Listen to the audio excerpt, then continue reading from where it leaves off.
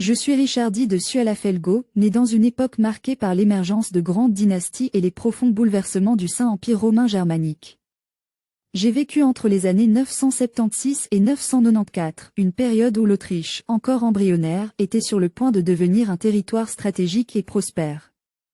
Je suis issu de la noble lignée des Sualafelgo, dont les terres s'étendaient à travers les régions fertiles du sud de l'Allemagne actuelle. Ma famille, bien qu'ancrée dans la tradition, était également étroitement liée à la politique du Saint-Empire.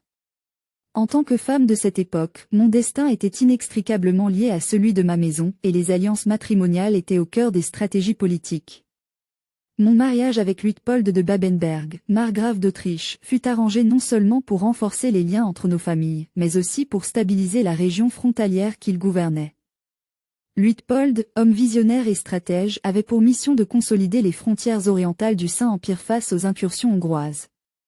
À ses côtés, j'ai joué un rôle actif, bien que discret, dans la gestion de la marche d'Autriche. Les décisions prises durant son règne jetèrent les bases de ce qui deviendrait un jour l'État autrichien.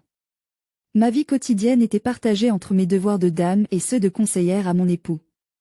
Bien que ma voix n'était pas toujours entendue dans les cercles officiels, elle était souvent sollicitée par Luitpold lors des discussions privées.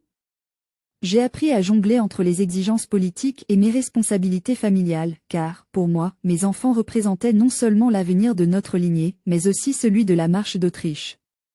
En ces temps, les relations entre seigneurs étaient souvent fragiles et la loyauté fluctuait en fonction des opportunités. Mon rôle ne se limitait pas à la sphère domestique, je participais aussi à la consolidation des alliances grâce à mon réseau familial étendu. Étant donné que je venais d'une maison prestigieuse, mon nom était souvent un atout dans les négociations avec d'autres nobles. Les années 976 à 994 furent riches en événements.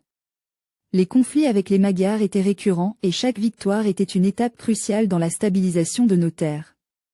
J'étais témoin des efforts incessants de Luitpold pour construire des fortifications, réorganiser les territoires et établir des systèmes de gouvernance plus efficaces.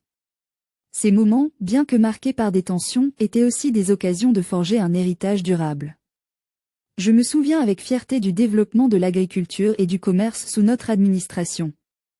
Les marchés de nos terres prospéraient grâce à la paix relative que nous avions réussi à instaurer. Nos initiatives en matière d'éducation et de foi étaient également des priorités, car nous croyons fermement que la connaissance et la religion étaient les piliers d'une société stable. Hélas, ma vie s'est interrompue en 994, avant que je ne puisse voir pleinement les fruits de notre travail. Pourtant, je pars avec la satisfaction de savoir que nos actions ont jeté les bases d'une Autriche forte et unifiée. Mon souvenir demeure dans les chroniques de notre famille et dans l'histoire de cette terre que j'ai tant aimée.